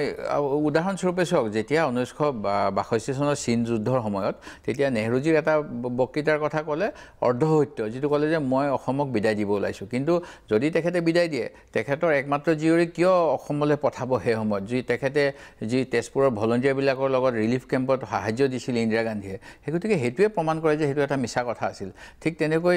যিটো গ্ৰুপিঙৰ সময়ত যিখিনি গোপীনাথ বৰদলৈৰ ভূমিকা এইবিলাক কথাইতো প্ৰমাণ কৰে যে কংগ্ৰেছে কেতিয়াও অসমৰ স্বাৰ্থ পৰিপন্থী কাম কৰা নাই সেইখিনি সময়তো প্ৰদেশ কংগ্ৰেছৰ নেতৃত্বৰ লগত বিধায়িনী নেতৃত্বৰ এটা সংঘাত হৈছিল তৈবুল্লাহ ডাঙৰীয়া প্ৰদেশ কংগ্ৰেছৰ সভাপতি আছিল গোপীনাথ বৰদলৈ আছিল CLP লিডাৰ আৰু মানে লাইন সিস্টেমৰ কথাটো হেনো কেবিনেট ডিসিশন হ'ব লগা আছিল সেই গতিকে যেতিয়া কংগ্ৰেছে চৰকাৰত নোহোমাও বুলি সেই সময়ত অহযোগৰ বাবে এটা ডিসিশন লৈছিল যে যুদ্ধত যেহেতু ব্ৰিটিছ নামি গৈছে ভাৰতে তাত সহযোগ নকৰে মহাত্মা গান্ধী নিৰ্দেশনে সেই গতিকে কংগ্ৰেছৰ মানে চৰকাৰক 7 নৱেম্বৰৰ ভিতৰত পদত্যাগ কৰিবলৈ কৈছিল তেতিয়া তেখেতসকলে একটা দেৰিকৈ লৈছিল সেই গতিকে কংগ্ৰেছে সদায় কংগ্ৰেছক এইটো ভুল কথা এই কংগ্ৰেছ নাই নহয় নাই আমি কংগ্ৰেছ কৰিছো কংগ্ৰেছৰ ইতিহাস পঢ়াৰ পিছত নেতা এজন উলিয়াই দিয়কচোন নাই তেনেকৈ চাওক আপুনি দিল্লীৰ ওচৰত আত্মসমৰ্পণ কৰাৰ বাহিৰে কোন নেতা আছে আমি কংগ্ৰেছ কৰিছো কংগ্ৰেছৰ ইতিহাস জনাৰ পিছত নাই এইটো নিশ্চয় যেতিয়া প্ৰয়োজন হ'ব তেতিয়া সেই প্ৰয়োজনত মাত মতা হ'ব এতিয়া মেৰুদণ্ডহীন এই তৰুণ তৰুণ গগৈ হওক সৰ্বানন্দ সোণোৱাল সকলো আমি দেখিলোঁ হিতেশ্বৰ শইকীয়া হওক সকলোৱে দিল্লীৰ ওচৰত আত্মসমৰ্পণ কৰা নেতা তেনেকুৱা কথা ক্ষমতাত থাকিবৰ কাৰণে আপোচ কৰা নেতা ক'ত গোপী বৰদলৈ নাম ল'লে কেনেকৈ মই তেনেকৈ ভবা নাই কংগ্ৰেছৰ যোৱা সময়ছোৱাত যদি কংগ্ৰেছে মানে অসমৰ কাৰণে যদি আন্দোলন কৰিব লগা হৈছিল সেই আন্দোলনসমূহতো কংগ্ৰেছ নেতৃত্ব আছিলে যিটো ন্যায়িক আন্দোলন মানে ন্যায্য প্ৰাপ্তিৰ বাবে সেয়া নেহেৰুকে আদি কৰি কংগ্ৰেছ নেতাসকলক যিধৰণে আক্ৰমণ কৰিছে নৰেন্দ্ৰ মোদীয়ে তাৰ পৰা কি ফল হৈছে এতিয়া চাওক ইতিহাসক বিকৃত কৰিব বিচাৰিছে তেখেতসকলে আৰু যিটো মানে তেওঁলোকৰ স্বাধীনতা আন্দোলনত কোনো অৱদান নাই এতিয়া মই অন্যতম কথা কওঁ যে আমাক যে কংগ্ৰেছক এটা ভুল পথে পৰিচালিত কৰে ৰাইজৰ মনত 1937 চনত হিন্দু মহাসভাই প্ৰস্তাৱ লৈছিল যে হিন্দু আৰু মুছলমান দুটা পৃথক জাতি সেই গতিকে দুখন পৃথক ৰাষ্ট্ৰ লাগে আৰু 1940 চনত জিন্নাই সেই প্ৰস্তাৱত সঁহাৰি জনাই ভাৰতবৰ্ষ হিন্দুস্তান পাকিস্তানৰ কথা ক'লে কংগ্ৰেছ ইয়াৰ মাজত কেতিয়াও নাই কিন্তু আমাক নেহৰু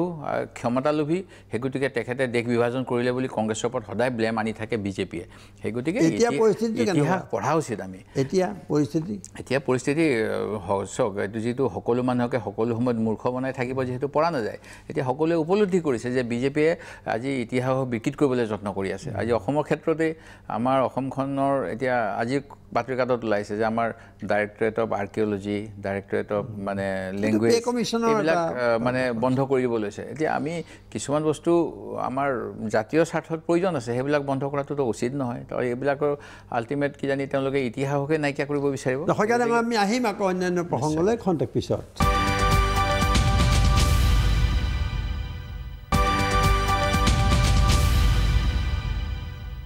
এতিয়া এটা প্ৰশ্ন সোধোঁ নিশ্চয়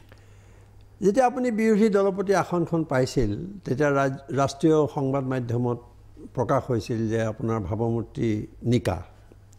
আমি সেইটোত দ্বিমত নাই আমাৰো কিন্তু এই বহুত অভিযোগো নথকা নহয় অভিযোগটো স্বাভাৱিক নাজিৰা আৰু ONGC এটা বৃহৎ কাৰবাৰ এটা ঠিকা ঠুকলি তাত আপোনাৰ অবাধ হস্তক্ষেপ মই একেবাৰে গম নাপাওঁ যে নাজিৰাত ইমান কাম হয় যেতিয়া কাকতত ওলালে বিভিন্ন চিণ্ডিকেট হৈছে আৰু মোৰ স্থানীয় ঠিকাদাৰ যুৱকসকলে কাম পোৱা নাই এনেকুৱা অভিযোগ মোলৈ অহাৰ পিছত মই কিছু হস্তক্ষেপ কৰিছোঁ আৰু মই তাত থকা চিণ্ডিকেট বন্ধ কৰিবলৈ যত্ন কৰিছোঁ এই বিষয়ে মই অসমৰ মুখ্যমন্ত্ৰী DGP ভিজিলেন্স ONGC আপোনাৰ পৰিয়ালৰ মানুহ দি আপুনি কাম কৰে একেবাৰে মোৰ কোনো পৰিয়ালৰ কোনো ঠিকাদাৰ নাই এইটো আপোনাক মই স্পষ্টকৈ কৈছোঁ মোৰ পৰিয়ালৰ কোনো সদস্যই নাই তাত যিসকলে ONGC ঠিকা কৰে একেবাৰে অসত্য যুৱ কংগ্ৰেছীসকলে যুৱ কংগ্ৰেছে কোনো মোৰ ঠিকাদাৰ নাই মোৰ যুৱ সমষ্টিৰ কোনো যুৱ কংগ্ৰেছী এনেকুৱা ONGCৰ লগত জড়িত নহয় একেবাৰে অসত্য এইটো আচ্ছা আৰু এটা কথা জনপ্ৰতিনিধিৰ যি ক্ৰিমিনেল লিষ্ট হয় তাত আপোনাৰ নাম সোমাইছিল এইটো এটা হুলস্থুল লাগিছিল হয় আৰু আপুনি বিধানসভাত এটা প্ৰশ্ন কৰিছিল হয় তাৰপিছত সেই নাম অন্তৰ্ধান হৈছিল আকৌ তাৰপিছত আকৌ আহে ৰকিবুল হুছেইনৰ কথা পিছদিনা আকৌ ৰকিবুল হুছেইনে এটা বেলেগ প্ৰসংগ আনি LOCৰ প্ৰসংগত আনি আপোনাক তাত এই গোটেই কথাটো কি ৰহস্য নাই মই প্ৰকৃততে চাওক আমি পলিটিচিয়ানবিলাক কেতিয়াবা পলিটিকেল ডিচিশ্যনৰ বাবেও বিভিন্ন গোচৰত জড়িত হ'ব লগা হয় উইথ পলিটিকেল মটিভেশ্যন কেতিয়াবা কাৰোবাক মানে এনেকুৱা কেছত জড়িত কৰা যায় মোৰ বিৰুদ্ধে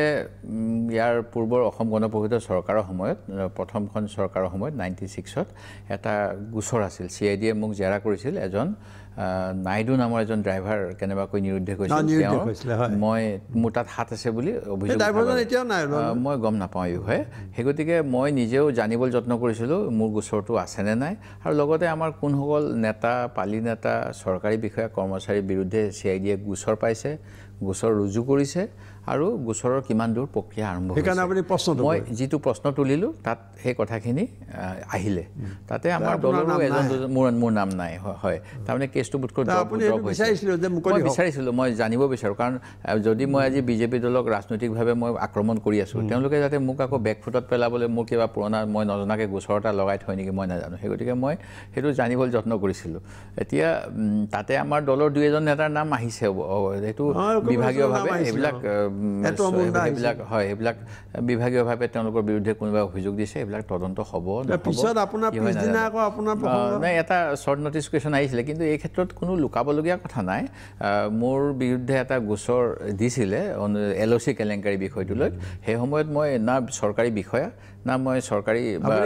ঠিকাদাৰ মই একমাত্ৰ এজন মুখ্যমন্ত্ৰীৰ পুত্ৰ সেইকাৰণে মোৰ নামটো ৰাজনৈতিকভাৱে এইটো উদ্দেশ্যমূলকভাৱে তাতো জড়িত হৈছিলে যি সময়ত মুখ্যমন্ত্ৰী ডাঙৰীয়া গভৰ্ণৰে চেংচন নিদিয়াৰ বাবে বাদ পৰিছে কেছটোৰ পৰা সেই গতিকে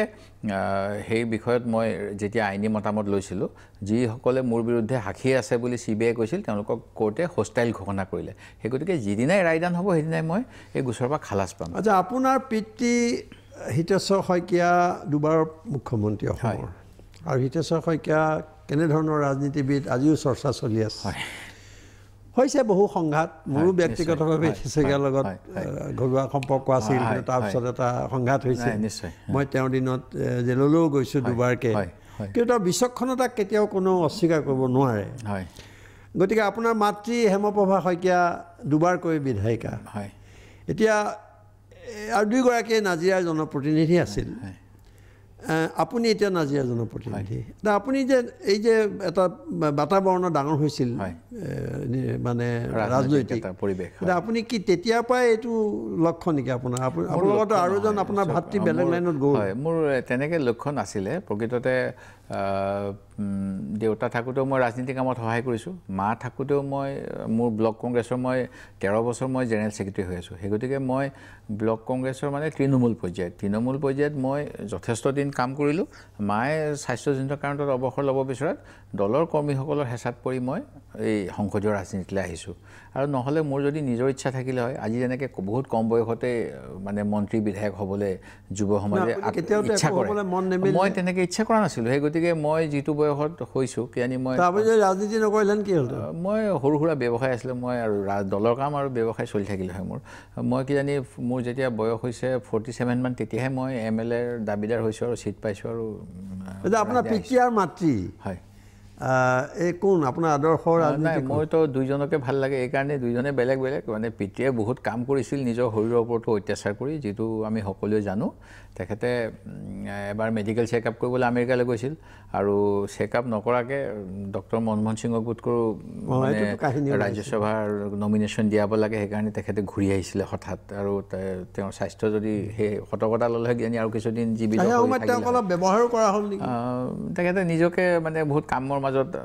মানে বহুত বেয়া পৰিস্থিতিত মুখ্যমন্ত্ৰী হৈছিল সেই গতিকে কিছু বেছি কাম কৰিব বিচাৰিছিল কম সময়ত সেইকাৰণে তেখেতৰ নিজৰ শৰীৰৰ ওপৰতে যথেষ্ট হিতেশ্বৰ শইকীয়াই মানুহক খুব সহায় কৰিছিল এতিয়াও সাধাৰণ মানুহে কয় হয় নিশ্চয় মই নিজে দেখিছোঁ কিন্তু একে সময়তে হিতেশ্বৰ শইকীয়াই এইটোও কোৱা যায় যে তেওঁক যদি কোনোবাই বাধাৰ সৃষ্টি কৰে কামত তেওঁক খুদাই নেৰে তেওঁক আপুনি এইটো নাজানো বুলি ক'বই লাগিব কিন্তু আপুনি পিতৃৰ পৰা কি শিক্ষা ল'লে এতিয়া হিমন্ত বিশ্ব শৰ্মাই সদায় কয় যে তেওঁৰ গুৰু হিতেশ্বৰ শইকীয়া কেতিয়াবা কয় মই সহায় কৰিব বিচাৰোঁ মোৰ সীমিত ক্ষমতা কিন্তু মই দেউতাৰ সেই গুণটো ভাল লাগে আজি হয়তো তেখেত নাই বাৰু মানে মই এটা গম পাইছিলোঁ মাৰ মুখতে শুনিছিলোঁ যে মানে দেউতা যিটো কলেজত কাম কৰি আছিলে মানে শেষত কিজানি যিটো পইচা পায় 500 600 700 টকা কলেজৰ দৰমহা তাৰে কিজানি 20-30 টকাহে ঘৰলৈ ঘূৰি আহিছিলে বাকী মানে কাৰোবাক পঢ়াবলৈ দিয়ে কাৰোবাক দুখীয়া মানুহক দিয়ে পাৰ্টি ৱৰ্কাৰক দিয়ে খতম কৰি দিছিল ৰাজনৈতিক যিটো সেইখিনি অভিজ্ঞতা এনেকৈও আছে মোৰ 80 চনত যেতিয়া দেউতাৰ অসুখ হৈছে তেতিয়া বেছি পইচা নাই কোনোবাই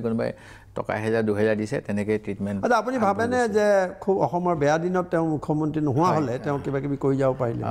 এইটোতো আজি বহুতে কোৱা শুনো যে এনেকুৱা যিটো আজি মানে ইকনমিক কণ্ডিশ্যনটো যোৱা সময়ছোৱাত ডক্টৰ মনমোহন সিঙৰ প্ৰধানমন্ত্ৰীত্বৰ কালত যিমান ভাল হৈছিল লিবাৰেল হৈছিল সেই তেনেকুৱা এটা পৰিৱেশ পোৱা হ'লে তেখেতে বহুত কাম কৰিব পাৰিলে কিন্তু যিটো সময়ত মনমোহন সিং বিত্তমন্ত্ৰী আছিলে সেইটো সময়ত আনকি ফৰেইন লোন দিয়াৰ ব্যৱস্থাও নাছিলে অসম চৰকাৰে অসমত সেই সময়ত মুখ্যমন্ত্ৰী হিতেশ্বৰ শইকীয়াই অসমৰ উন্নয়নৰ বাবে এটা ফৰেইন লোন ল'ব বিচাৰিছিলে বিভিন্ন ধৰণৰ তেতিয়া কিন্তু আমাৰ গাইডলাইন নাছিলে কেন্দ্ৰ চৰকাৰে পাৰ্মিশ্যন দিয়া নাছিল কিন্তু এতিয়াতো ৱৰ্ল্ড বেংক কিবা কিবি দুনিয়াৰ লোন মানে সেই গতিকে এইটো পৰিৱেশৰ আৰু সেইটো পৰিৱেশৰ বহুত ভাগ্যই তাৰমানে সেই সময়ত সুযোগ দিয়া নাছিল হয় নিশ্চয় আচ্ছা কেনেকৈ এতিয়া হিমন্ত বিশ্ব শৰ্মাই হিতেশ্বৰ শইকীয়াৰ কথা কৈ থাকে এইটো আপুনি কেনেকৈ ভাবে তেওঁ যথেষ্ট সেইখিনি সময়ত ৰাতি যেতিয়া সকলো মানুহ গুচি যায় তেতিয়া 11 মান বজাৰ পৰা বোধ কৰোঁ হোৱাৰ আগলৈকে তেওঁ সদায় সংগ দিছিল আমিও সেই সময়ত জনতা ভৱনলৈ নাযাওঁ মই জনতা ভৱন দুদিনমানহে প্ৰৱেশ কৰি পাইছিলোঁ সেইখিনি সময়ত সেই গতিকে তেখেতে নিশ্চয় কিবা কিবি শিকিছিল সেইখিনি সময়ত তেখেতে গুপ্তভাৱেও শিকিছিল সেইখিনি মই নাজানো সেইখিনি মই আপুনি কি শিকিলে পিতৃৰ পৰা মই তেখেতে ৰাইজক যথেষ্ট সহায় কৰিব বিচাৰিছিল আজি মই গোৱালপাৰাৰ পৰা দুজনমান যুৱক আহিছিল তেওঁলোকে কৈছে যে আমাৰ গাঁৱলৈ সেই সময়ত গাড়ী ঘোঁৰা একো নাযায় ইলেকশ্যন কেম্পেইনৰ কাৰণে 91ত মোৰ দেউতাই তালৈ গৰু গাড়ীত গৈছিলে তেওঁলোকে কৈছে তেওঁলোকৰ ঘৰত ফটো আছে মোলৈ পঠাবা সেই গতিকে যে ৰাইজৰ ওচৰ চাপিব লাগে সাধাৰণ ৰাইজৰ সেইটো কথা তেওঁৰ পৰা শিকিছোঁ মায়েও মানে মোক কৈ থাকে সদায় যে তই একো কাম কৰি দিব নোৱাৰিলেও কমচে কম কথাখিনি শুনিবি যি মানুহ আহে মই কেতিয়াবা অলপ অধৈৰ্য হৈ যাওঁ মানে মোৰ ক'ৰবাত যাব লগা থাকিলে মানুহখিনিক মই বেছি সময় দিব নিবিচাৰোঁ মায়ে কিন্তু কয় তই সদায় শুনিবি মানুহৰ কথা তেওঁলোকে কৈ পেলাই অন্তত শান্তি পায় তই কৰি দিব নোৱাৰ এইটো বেলেগ কথা কৰি দিব পাৰিবি নে নোৱাৰ কিন্তু তই শুনিবলৈ যত্ন কৰিবি জনসংযোগ হয় এটা মানে ডাঙৰ কথা আছে বহুত বেছি আছিল আৰু তেওঁ মানে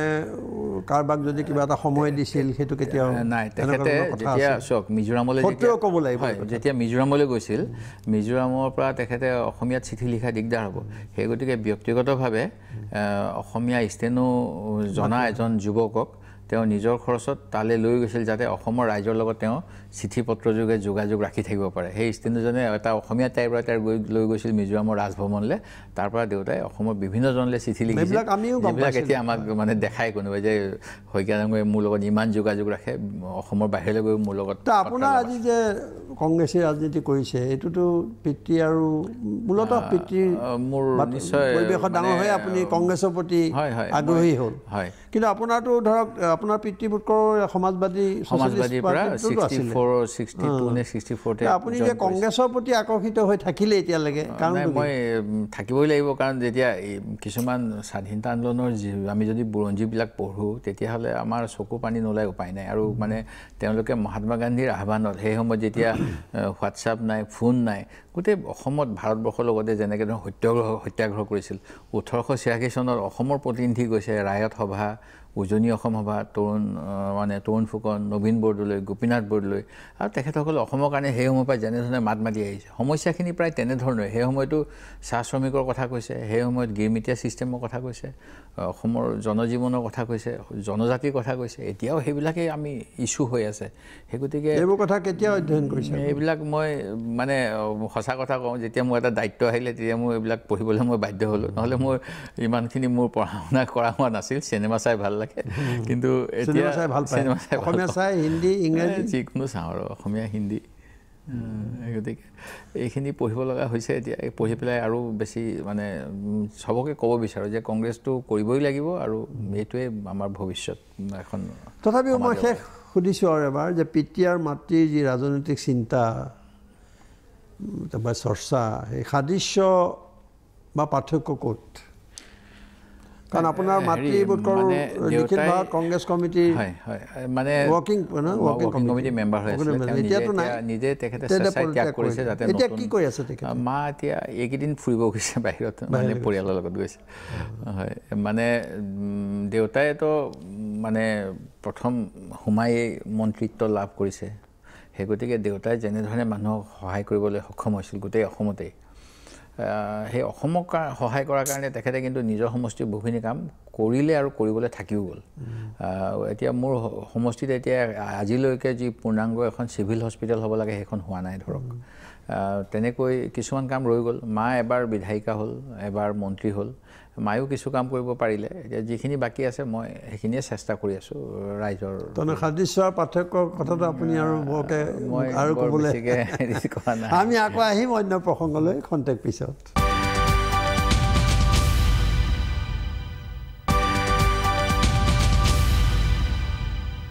শৈশৱৰ পৰাই আপুনি ৰাজনৈতিক পৰিৱেশত ডাঙৰ দীঘল হৈছে আপুনি পিতৃৰ কথা ক'লে মাতৃৰ কথা ক'লে আপোনাৰ ৰাজনৈতিক পৰিকল্পনা কি ভৱিষ্যত ৰাজনৈতিক পৰিকল্পনা আপুনি বিৰোধী দলৰ প্ৰতি কি পৰিকল্পনা আমাৰ মানে ৰাজনৈতিক দল হিচাপেতো আমি ক্ষমতালৈ আহিবলৈ চাবই লাগিব সেইটো এটা ৰাজনৈতিক দলৰ উদ্দেশ্য আৰু লক্ষ্য কিন্তু এনেকুৱা হ'ব নালাগিব যে আমি ইয়াত হোৱাট কষ্ট সেইটো আমি ভাবিব লাগিব আমাৰ অসমৰ স্বাৰ্থত আমি কৰিম আগৰ পৰা অসমৰ স্বাৰ্থত কংগ্ৰেছ দলে কাম কৰে এতিয়াও আমাৰ হেতুৱে প্ৰতিশ্ৰুতি অসমতে ৰাজনীতি কৰিব লাগিব আমি অসমীয়া মানুহক লৈ কৰিব লাগিব সেই গতিকে অসমৰ স্বাৰ্থতে কংগ্ৰেছ দলে আগলৈও কাম কৰিব মোৰ অন্য বেলেগ পৰিকল্পনা মই নকওঁ আমি নিশ্চয় যেতিয়া অসমৰ যিখিনি সমস্যা সেইখিনি সমাধান কৰিবলৈ যত্ন কৰিব লাগিব আৰু হেতুৱে আমাৰ ৰাজনীতি হ'ব লাগিব ৰাজনীতি ৰাইজৰ কাৰণে এই মুহূৰ্তত অসমৰ আটাইতকৈ ডাঙৰ সমস্যাটো কি আমাৰ উপাৰ্জন কম আমাৰ অসমত নিবনুৱা সমস্যা কৃষকৰ উপাৰ্জন কম বানপানী আছে সেই গতিকে আমি বানপানীটো 70 বছৰ একো নাই হোৱা হেতুৱে এই বানপানী আছে সেই গতিকে আমি কি উপায় কৰি আমাৰ যুৱকসকলক কিবা এটা উপাৰ্জনক্ষম কৰিব পাৰোঁ যদিও এই চৰকাৰে কৈ আছে এইখিনি সময়ত আমি একো দেখা নাই আপুনি নাভাবে নেকি যে এটা অসহিষ্ণুতাৰ পৰিৱেশ সাম্প্ৰদায়িক ৰাজনীতিৰ এই কথাবোৰ ডাঙৰ সমস্যা নহয় নেকি আজি সেইখিনিতো আছে ধৰ্মনিৰপেক্ষতাৰ ওপৰত আঘাত সেইখিনিতো আমাৰ ৰাষ্ট্ৰীয়ভাৱে আছে সেইখিনি আমাৰ কংগ্ৰেছ দলৰ হেতু অন্যতম এজেন্ডা হয়ে যে আমি যেটো অসহিষ্ণু পৰিৱেশ তাৰ পৰা ইয়াত এতিয়া ধৰ্মীয় যেটো মেৰুকৰণৰ ৰাজনীতি এটো কিমান সফল হ'ব যোৱাবাৰ যেনেকৈ বিজেপি সফল হ'ল কিন্তু বিজেপি সফল হৈছে এবাৰ আমি হেতু প্ৰতিহত কৰিবলৈ সম্পূৰ্ণ যত্ন কৰিম আমি একগোট হৈ কাম কৰিম এই গতিকে আমি এই ক্ষেত্ৰত অন্যান্য দলৰ লগতো প্ৰয়োজন সাপেক্ষে মই পৰামৰ্শ আগবঢ়াম আমাৰ দলক যিসমূহ বিজেপি দলৰ বিৰোধী দল আমি তেওঁলোকক লগত লৈ লাগিলে আমি অসমত একেলগে যুঁজ দিব লাগিব এই সাম্প্ৰদায়িকতাটোৱে আমাৰ অন্যতম এটা এজেন্ডা আচ্ছা আহিছে এতিয়া পঞ্চায়ত নিৰ্বাচন লোকসভা নিৰ্বাচন তাত কেনেকুৱা আপোনালোকৰ ভৱিষ্যত আমাৰ কি ধৰণে আপোনালোকে ভৱিষ্যত ভাল হ'ব আমি আগতকৈ অধিক আসন পাম পঞ্চায়তৰ ক্ষেত্ৰতো আমাৰ যোৱা সময়ছোৱাত যেনে ধৰণে বিজেপি দলে গাঁও অঞ্চলক মানে ক্ষতিগ্ৰস্ত কৰিছে তেওঁলোকৰ বিভিন্ন মানে স্কিমৰ যোগেদি ধৰক পইচা বেংকত ৰাখিলে বেংকৰ পৰা কাটে বৃদ্ধসকলে বৃদ্ধ পেঞ্চন উলিয়াব নোৱাৰে মিনিমাম বেলেঞ্চ নাথাকিলে গাঁৱত মানে হিলগুটি দিয়া নাই ৰাস্তাসমূহত যোৱা সময়ছোৱাত যিকোনো আঁচনিৰ পইচা তাতে আবণ্টন হোৱা নাই এই গতিকে গাঁও অঞ্চলৰ কোনো উন্নয়নৰ কাম প্ৰকৃততে হোৱা নাই এডভাৰটাইজমেণ্টবিলাক হৈছে খালি সেই গতিকে গাঁৱৰ ৰাইজেও যথেষ্ট বিজেপিক এতিয়া মানে গ্ৰহণ কৰিব ইচ্ছা কৰা নাই আমি কংগ্ৰেছ দলটোৰ লগত এটা বিশ্লেষণ তেওঁলোকে এতিয়া গাঁৱৰ ৰাইজেও তুলনা কৰিবলৈ আৰম্ভ কৰিছে আৰু কংগ্ৰেছ দলৰ যোৱা সময়ছোৱাৰ কামখিনি এতিয়া তেওঁলোকে সোঁৱৰে সেই গতিকে আমি আমাৰ পূৰ্বৰ কামৰ তুলনালৈ আমি আগবাঢ়িব পাৰিম আপোনালোকে লোকসভা নিৰ্বাচনত কিমানখন আসন পাম বুলি ভাবে মই এইবাৰ আমাৰ মাত্ৰ 3খন আছে আমি কমেও 7-8খন নিশ্চয় আমাৰ হ'বই আৰু আমি প্ৰয়োজন সাপেক্ষে কোনো ধৰ্মনিৰপেক্ষ দলৰ লগতো যদি বুজা পৰা কৰিলে আৰু অধিক আমাৰ আসন বৃদ্ধি হ'ব পাৰে আমি তেনেকুৱা প্ৰস্তাৱো আগবঢ়াম অগপ আৰু বিপিএফ বিজেপিৰ যি মিত্ৰতা আপুনি ভাবেনে লোকসভা নিৰ্বাচনলৈ থাকিব এইটো বহুখিনি কথাৰ ওপৰত নিৰ্ভৰ কৰিব এটাতো যি আমাৰ নাগৰিকত্ব আইনখন গ্ৰহণ কৰে নে কেনেকুৱা তাৰ ওপৰত নিৰ্ভৰ কৰিব দ্বিতীয়তে বিপিএফ দলে নিজেই কৈছে যে আমি এটা সুবিধাবাদী দল আৰু ওলোমাই ৰাখি খেলিলেও যিখিনি মানে এতিয়ালৈকে যিখিনি কাম হৈ আছে অসমক যেনেধৰণে তেওঁলোকে আগতকৈ অধিক বঞ্চনাহে কৰিছে প্ৰকৃততে এই বিজেপি দলে যদিও তেওঁলোকে হাজাৰ হাজাৰ কোটি টকা অসমৰ বাবে উন্নয়নৰ বাবে দিয়া বুলি কয় এহাতেদি কেন্দ্ৰীয় মন্ত্ৰী আহি কয় যে ইয়াত কোনো উন্নয়নৰ কাম হোৱা নাই তেতিয়াহ'লে কি বুজালে গোৱেল ডাঙৰীয়া আহি পেলাই কৈ গৈছে যে ইয়াত উন্নয়ন একেবাৰে কম হৈছে ইউচি দিয়া নাই কিবা দিয়া নাই মোদী 30 বাৰ আহিছে বুলি কৈছে মোদী 30 বাৰ আহিছে কিন্তু বিভিন্ন ঘোষণা কৰিছে তেওঁলোকে অষ্টলক্ষ্মী বা কিবা কিবি এতিয়া নিৰ্বাচন অহাৰ লগে লগে খুব আঁচনিবোৰ ঘোষণা হ'ব এইবিলাক পইচা মানে হিতাধিকাৰী হ'ব যিবিলাক এতিয়া মহিলা সমাৰোহখিনি কৰি আছে মহিলা সমাৰোহবিলাক কৰি আছে এইবিলাক এই গোটেইবিলাক এইবিলাক পূৰ্বৰ আঁচনি এইবিলাক আগৰ চৰকাৰ দিনৰে নাম বদলাইছে এতিয়া আৰু তেওঁলোকে এই কিছুমান অপ্ৰয়োজনীয় মানে অৰ্থ ব্যয় কৰিছে এখন ডাঙৰ সভা পাতিছে য'ত মানুহ আনিছে সমাৰোহলৈ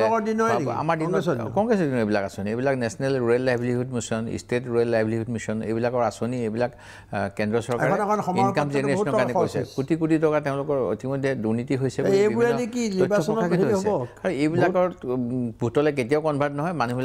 মানুহবিলাকক প্ৰলোভন দিছে আপোনালোকক চেক দিয়া হ'ব বুলি মানুহবিলাকে চেক পাম বুলি কৈছে অকল সভাপতি সম্পাদিকা আহিলে নহ'ব আপোনালোকৰ সদস্যখিনি লৈ আহিব লাগিব যাতে ভিৰ জমা হয় তাৰপিছত তেওঁলোকক কৈছে যে আপোনালোকৰ বেংকত ইলেক্ট্ৰনিকেলি ট্ৰেন্সফাৰ হ'ব সেই গতিকে তেওঁলোকে যাওঁতে বিজেপি দলক সমালোচনা কৰি গৈছে বিভিন্ন অঞ্চলত সেই গতিকে তেওঁলোকৰ এইটো হিতে বিপৰীত হ'ব কামত নাহে আচ্ছা আমি 19ৰ নিৰ্বাচনৰ কথা অলপ পাতিছিলোঁ সৰ্বভাৰতীয় পৰ্যায়ত আমি দেখিছোঁ যে আপোনালোকৰ ৰাহুল গান্ধীয়ে এটা উদ্যোগ লৈছে বিৰোধী দলবিলাকৰ মাজত যাতে ভোট ভাগ ভাগ নহয় বা বিভাজন নহয় অসমতো এনেকুৱা কৰা উচিত আৰু আমি দেখিলোঁ যে গুজৰাট কৰ্ণাটক এইবিলাকৰ পিছত বিজেপি অন্ততঃ ৰাহুল গান্ধীক তুচ্ছ-তাচ্ছিল্য কৰিবলৈ এৰিছে এৰি পেলাই অলপ গুৰুত্ব দিবলৈ আৰম্ভ কৰিছে এটা কথা আপোনাৰ অলপ জটিল হ'ব ক'বলৈ তাৰ মাজতো কিন্তু কংগ্ৰেছে আমি বহুত মানুহ পাওঁ দিল্লীতো পাওঁ কিন্তু তথাপিও ক'ৰবাত এটা সন্দেহ আছে যে ৰাহুল গান্ধীয়ে সঁচাকৈ নেতৃত্ব দিব পাৰিব নোৱাৰে সঠিককৈ আপোনাৰ অলপ উত্তৰ দিয়াত অসুবিধা হ'ব মই আশাও নকৰোঁ তথাপিও ৰাহুল গান্ধীলৈ